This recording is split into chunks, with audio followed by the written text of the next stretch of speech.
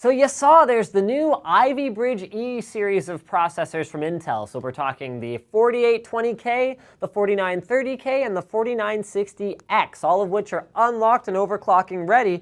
But what you may have also noticed is that there weren't any new motherboard chipsets. So how do you upgrade your system to an Ivy Bridge E processor? We're going to walk you through all the steps, and there really aren't that many of them.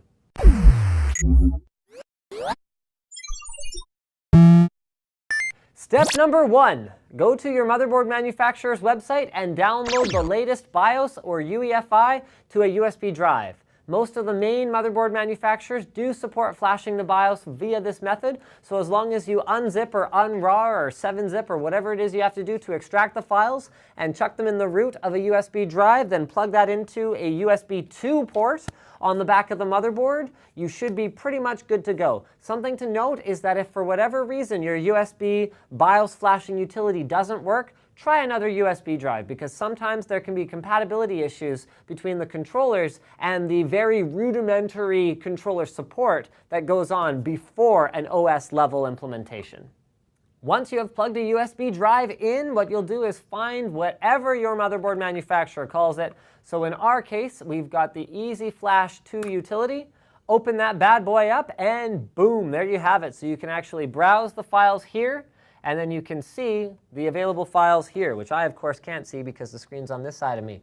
Ah, yes, so we can make sure that we've got the latest one, which happens to be 4302 for our P9X79 Pro motherboard. Select that baby right there, and of course, look at your screen again to make sure that you're not clicking the wrong thing. Press OK, and it will verify that the BIOS is indeed the correct one for your board. Flash it. You don't want to restart your system during this process or lose power. In fact, if you have a UPS, I would recommend having your system plugged into it. But once it's done, reboot that, and you are pretty much ready to install your new CPU physically. Now we're going to go ahead and make the assumption that if you put your heatsink on your system at some point, you know how to remove it, or at least you have the manual somewhere for how to remove it. So we've removed the heatsink itself. Next up, well, things are pretty straightforward. So you undo first the looped retention arm, then the kinked retention arm. Once they're both loosened, you can go ahead and lift up the hold down plate, which gives you access to the CPU.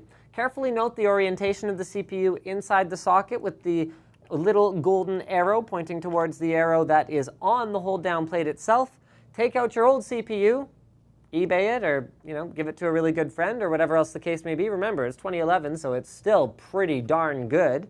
Then take your new CPU, which I am of course picking up the same one again because this is already an Ivy Bridge E in here. I'm just doing this for illustrative purposes. Put it back into the socket. Same orientation, that's key. All right. Put down the retention plate. Fasten the kinked retention arm.